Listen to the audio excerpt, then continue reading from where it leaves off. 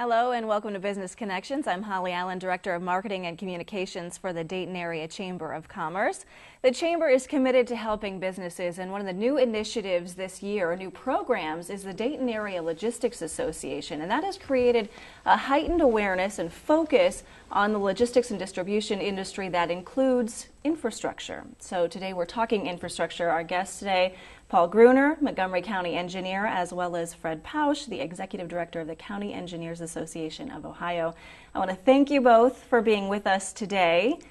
I want to start by asking you about your departments so that we get an idea of what you do and what you cover. So who wants to start? Can we talk about our departments? I'll let Paul, the local county engineer, start here. We'll start here locally. Right. County engineers are responsible for everything involving the county roads. There's a county road system, then there's a township road system, city, and of course ODOT. We're responsible for everything on the county roads, design, construction, maintenance of everything within the road right-of-way. And we're also responsible for all of the bridges on the township road system, and we are the engineers for the townships. So we act as their engineers, as if they had a city engineer. Then we're also responsible for reviewing all the deeds and plats for all the real estate conveyances in the county. That's another function we have. We have surveyors, and the county engineer is a surveyor. So that's a lot of coverage area. Do you have any idea how many miles of road you cover? We have about 320 miles of road, and we have over 500 bridges. Wow. That's a lot of responsibility on your shoulders. And that's just regionally. That's just in our county. Right, just in our county. So can you talk about the state level, what your department does? Sure, Holly. I'm the Executive Director of the County Engineers Association, and we handle 29,000 miles of county roads and also over 26,800 bridges, county bridges here in the state of Ohio. And like Paul is an elected county engineer, that's pretty unique throughout the country, where he's actually kind of responsible for the voters are his boss. Mm-hmm. And it's our job at the statewide level to handle state legislation, taxation, and other avenues that affect county engineers throughout the state of Ohio. When we're looking at our infrastructure here in the state and locally in Montgomery County, what are the needs? Where do we stand right now? I'll start with you, Paul. Do you want to talk about the county? Yes, we're at the county. Our budget has increased a total of only 8% since 1989. Wow. All of our funding comes from gas tax and vehicle registration fees. And again, they haven't increased since 1989, and our budget's increased just 8% since then. And as far as the taxpayer, they're paying less tax than they did in 1989. Actually, less gas tax because of more fuel-efficient vehicles, so most people are paying maybe half as much gas tax as they did in 1989. And of course, inflation has eaten into what they're paying also. But our buying power is less than half of what it was in 1989. And so we're really reaching a critical stage where, unfortunately, both our road conditions and our bridge conditions are going down. And we do the best we can with the money we have, but we need to have some enhancement to our funding to just to at least partially make up for what we've lost in inflation in 25 years. Fred, do you see that is the problem, or that's the immediate need, is the dollar across the state as well? Holly, that's probably the biggest need out there right now. Let's keep in mind the number one job of a county engineer is the safety of the traveling public, whether they're on the roadways or they're on the bridges. Mm-hmm. And, I think we're at a crossroads here in not only Ohio, but also across the nation. You've seen 60 Minutes do big segments, and you've seen this lack of infrastructure funding in the news the last 4 or 5 years. And I think a lot of that is due to our aging system, mm-hmm. not putting enough money over time into roads and bridges throughout the whole country. Funding remains stagnant or has even declined. The county engineer receives money in two ways, basically. One through license tag fees at the local level, and then the other through the state gas tax. Mm-hmm. And each county receives the same amount of money from the state gas tax. And, of course, different counties will receive different pots of money based upon license tag fees as well. So those are the two main funding streams that have remained steady or even have gone down in the last 6 or 8 years, and that's why it's so important to even maintain a system. But now you've gotten the age of bridges, and 25% of the county bridges are over 50 years old and are in dire need of replacement. So it's not only trying to keep up, maintain what we have, but also replace aging infrastructure. You both mentioned the state of our infrastructure. Can you give us a detailed overview of what our bridges and roads look like today? You want to do county? And Sure. We have, as I mentioned, our conditions are unfortunately going down. We were at a point where we had 1 or 2 bridges that were posted for load limit reductions. In the last year, we've added about 10 to that. We're in one part of the county, we're almost surrounding a school by load-restricted bridges, so it affects the school buses as well. And we have about 30 structurally deficient bridges and 30 more that are functionally obsolete bridges, functionally deficient. And our pavement conditions are also going down. Unfortunately, we do keep potholes patched, but the overall condition of the pavements is going down because we're resurfacing only about 1/4 of what we were, again, 25 years ago, and half of what we were 10 years ago. So we have to pave the roads with real asphalt. We can't pave them with good intentions, unfortunately. Right. Well, let me ask you, too, when you mentioned load restrictions, and you said school buses would be one of the things. If you put a load restriction on a bridge, does that mean just your everyday average cars can go over that bridge, or does it depend? If cars can't go over it, we close it. If it gets down even close to that, we'll close the bridge, which we may have to do with a few of them that we have right now. But the load restrictions generally affect larger trucks, and they do affect school buses. We have case where we're talking to school about possibly using smaller buses or limiting the number of kids that they put on a bus for one of our bridges. Wow. And Fred, you cover the whole state, so I'm sure you see an even wider variety of situations. Can you tell us about statewide? Sure, I'd love to.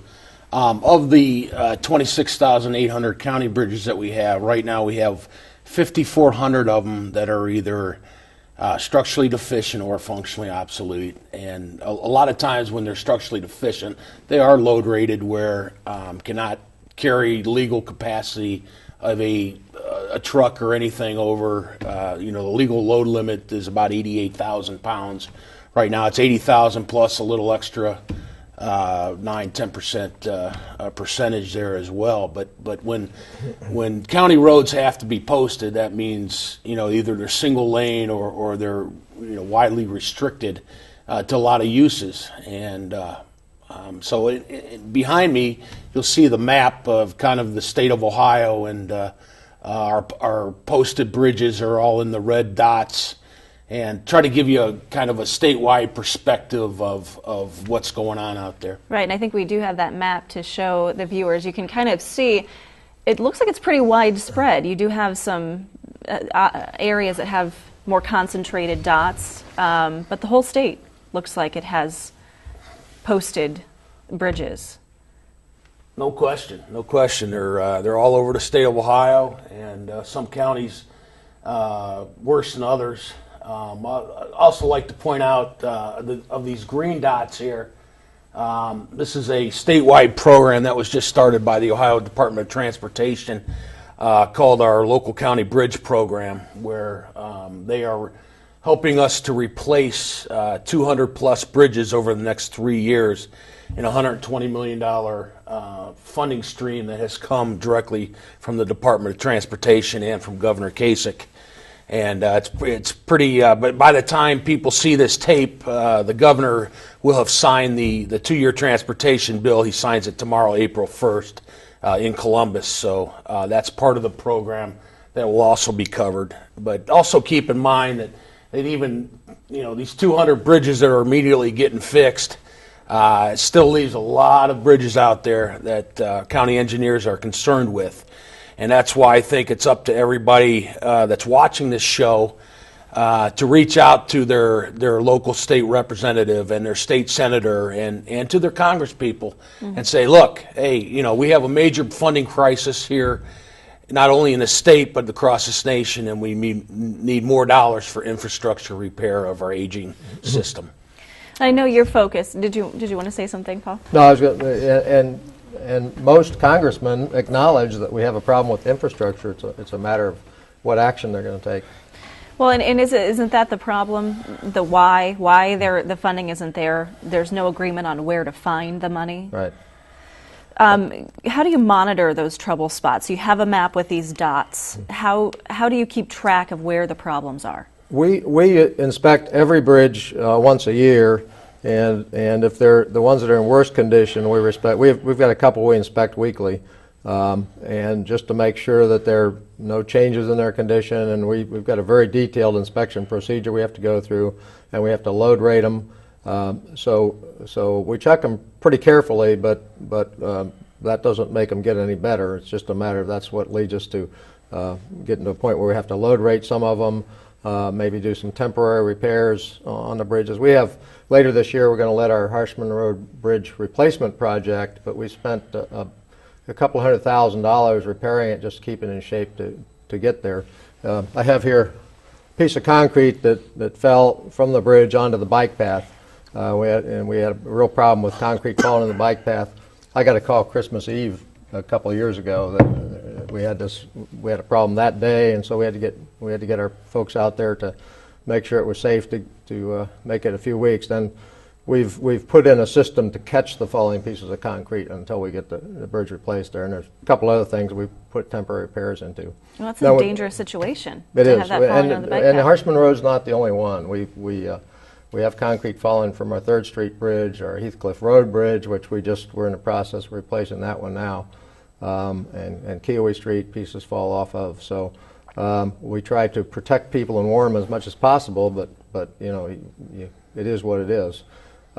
We also inspect our pavements on a yearly basis and calculate a pavement condition rating, and we use that to determine where we're going to put our limited amount of paving each year, and what other repairs. We do a lot of crack sealing and spot repairs on the roads as well.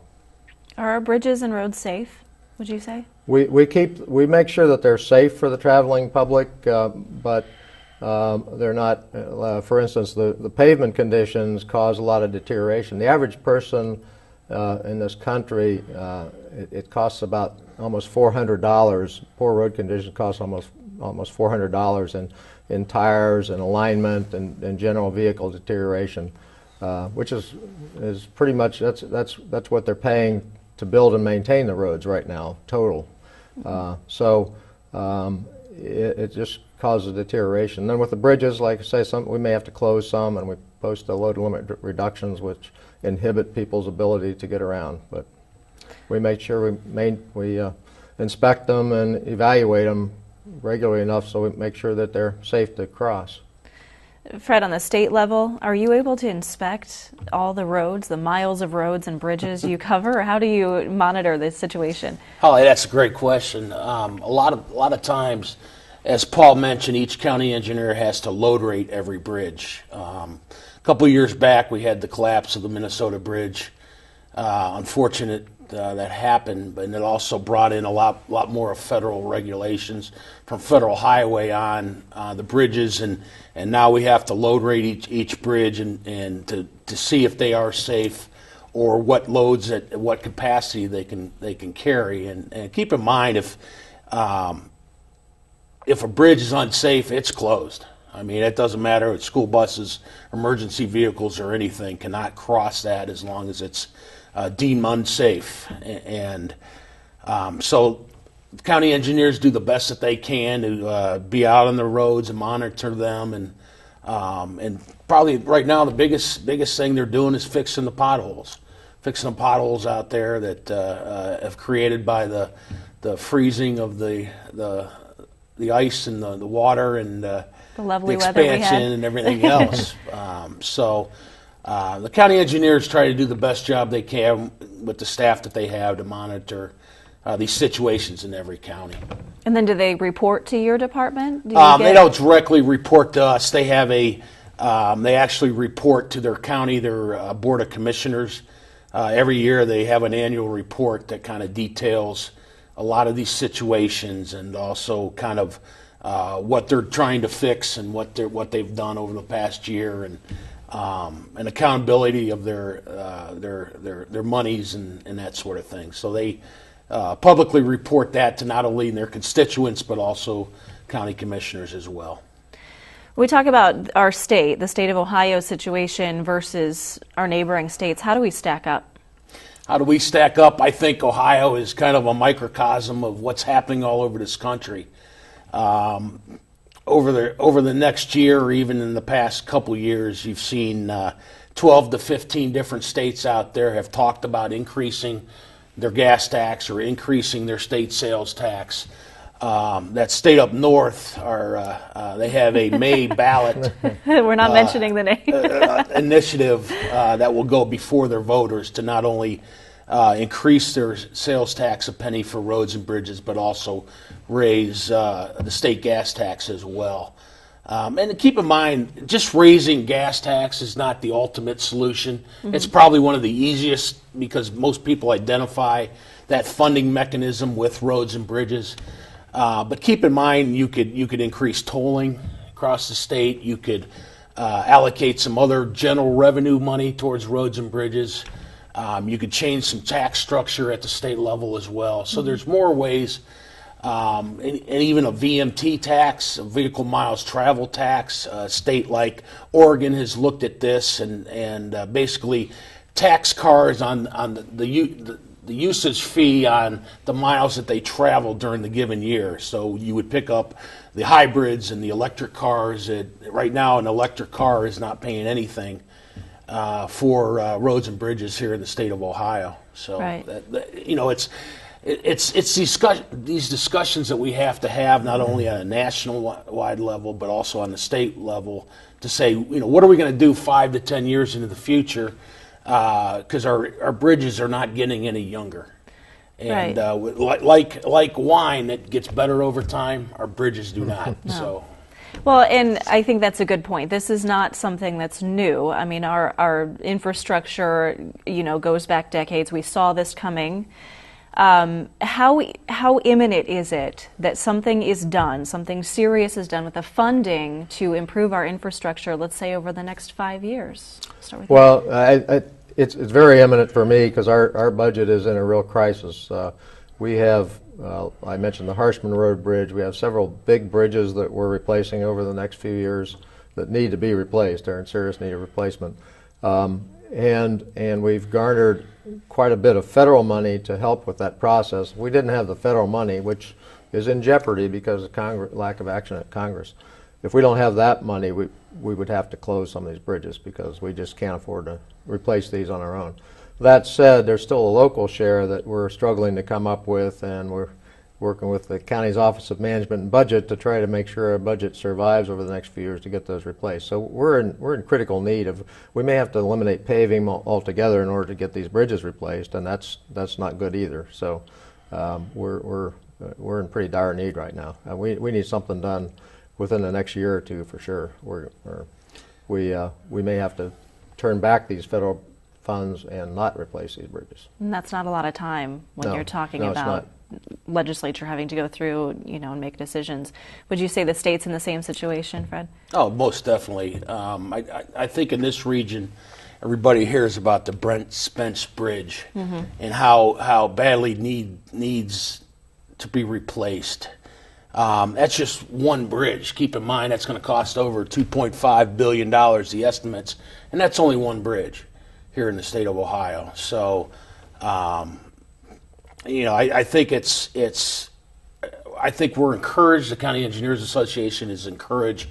The state legislature has set up a state funding committee on transportation cost, and where do we go into the future? How do we sustain, or how do we maintain, or how do we put more emphasis on infrastructure here in the state of Ohio? So we're very encouraged by this legislative study committee. Hopefully, we'll look at all the things out there, even even your dams, your levees, your public transportation, everything else that also needs more dollars as well around Columbus area, Buckeye Lake, and the dam there is failing, and it's going to cost a big sum of money to replace that as well. So not only roads and bridges are on the utmost of everybody's thought process, there's many modes of transportation as well. And do you think there will be movement in the next few years when it comes to funding these projects? I'm cautiously optimistic that there will be.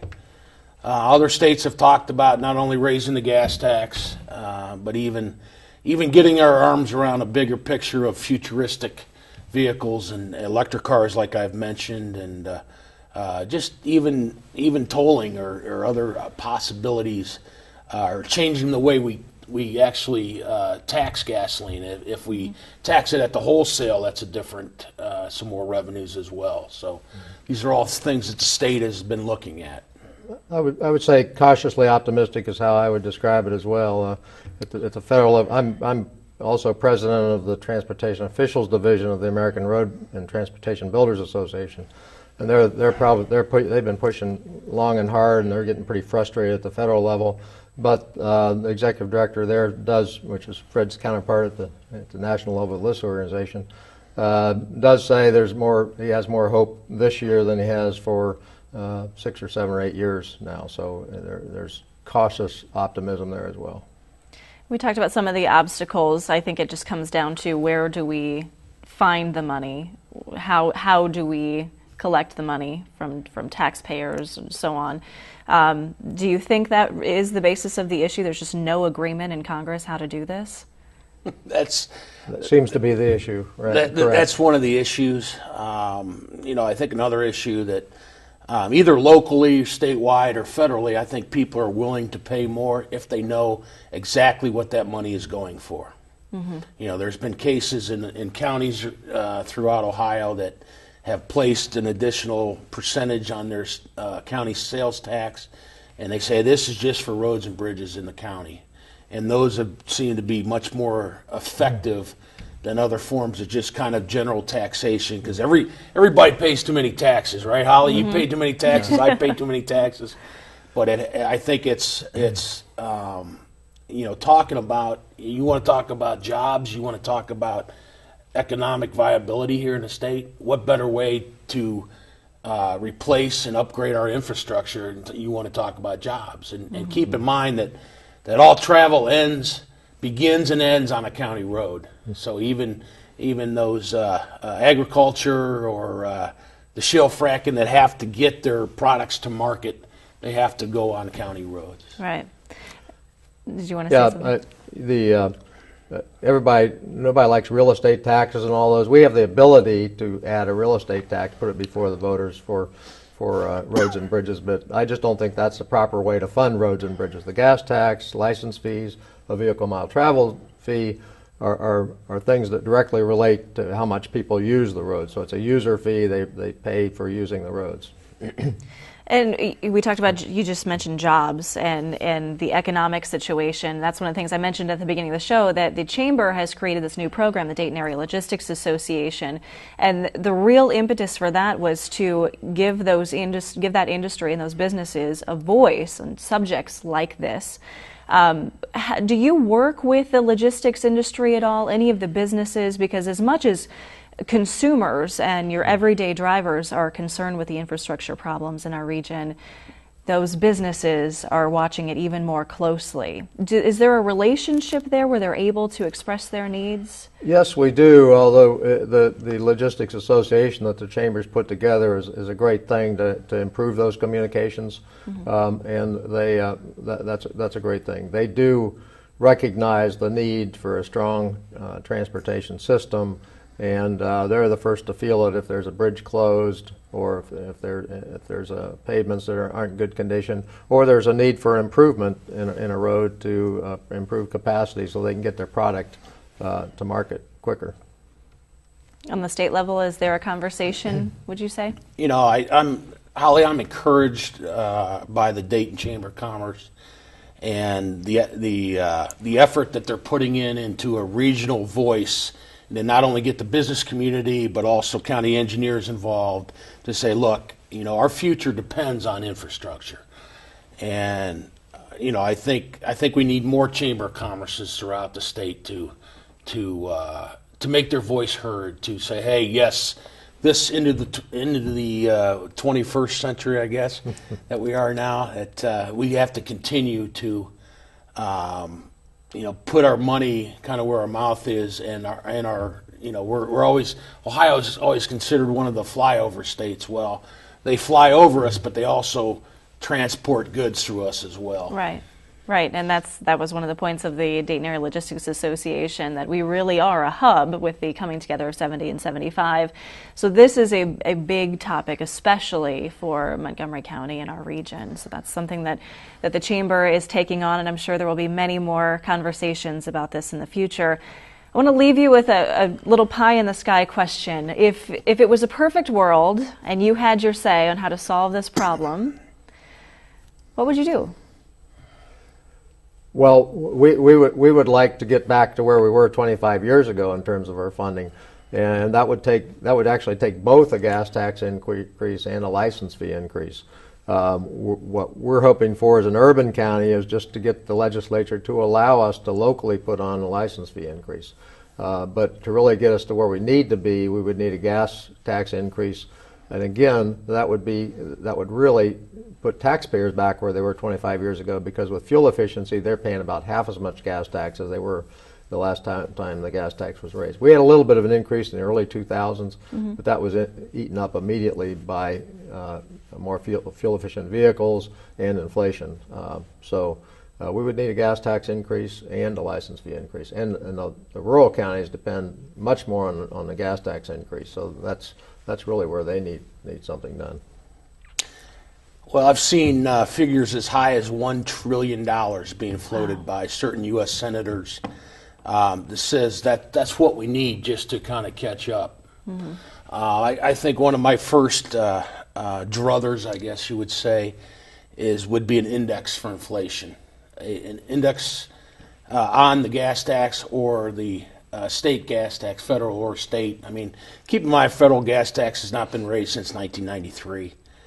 And I think if you would ask any of your listeners out there, your viewers out there, if you can maintain your household income on what you made in 1993, I don't think many of them could. Mm-hmm. So just even that index to have a variable would probably be one of my first things I would change, or at least so we wouldn't always have to come back and say, hey, let's raise this, let's keep raising this, let's raise it. Because that's not the ultimate answer, but I think that would be the overnight quick fix, or at least, catch us up to where we have to go. A lot of work to be done. Like I said, a lot of conversations to be had. I want to thank you both for being with us today. We appreciate your insight. As we move forward with this Dayton Area Logistics Association that I have mentioned, if you want more information on how to join that association or more information on the Chamber's initiative, go to DaytonChamber.org. And of course, you can stay updated on all things Chamber by following us or friending us on LinkedIn, Twitter, and Facebook. Have a great day. One of the mounting concerns we have as a community that is very dependent on our autos and trucks, is how do we continue to maintain the infrastructure we now have in place? Looking back to the early days of the auto, or even over the last 50 years as we built the interstate highway system and saw our suburban communities grow, almost no one really could foresee the need for the dramatic growth of our roads and highways. Certainly not at the current level we're at. Seems as long as we grew in America and those communities grew, we had the resources to continue to fund that growth as well as the maintenance and repairs. But now 50, 60 years have passed and we just haven't kept pace with those needs. Our roads and bridges are falling apart, many at unsafe levels. One might say we should have seen this coming. Some did and tried to warn us. But along the way, the need to fund schools, social services, the criminal justice system, healthcare, and more seemed to use up the resources we thought would never start coming in at significant levels. We're now faced with some future dilemmas. Very few people want to pay for our roadways and bridges with additional tax dollars. So what can or should be done? Today's program was meant to open up this dialogue, not just for our own region, but this issue transcends beyond that to the rest of Ohio and throughout America. One thing is for certain. If we are to remain the world's most important economic powerhouse, we must have the transportation infrastructure in place to move our people, manufactured goods, and services throughout our state and national network in a manner that gives us and keeps us at a competitive advantage. This is not just an economic issue, but also one of safety. We don't need more people killed by crumbling bridges. Your thoughts on this issue are welcome by our Chamber of Commerce.